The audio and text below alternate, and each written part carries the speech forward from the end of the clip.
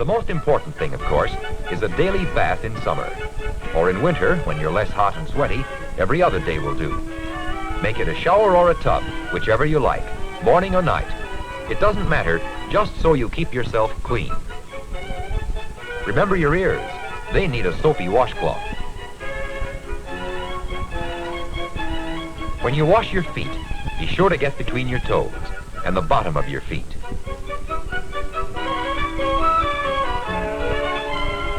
And keep a fingernail brush handy for your nails. You're not clean if your fingernails aren't. Then rinse all the soap off. Learn to make good habits work for you by following the same order every time.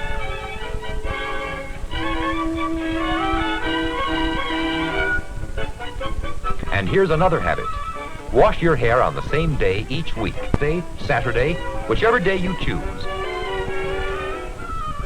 Use a good shampoo or soap and rub in the lather with your fingers, not your fingernails. Lather up twice with a rinse in between. And after the second lather, when your hair is perfectly clean, rinse again. Keep rinsing till every bit of soap is out.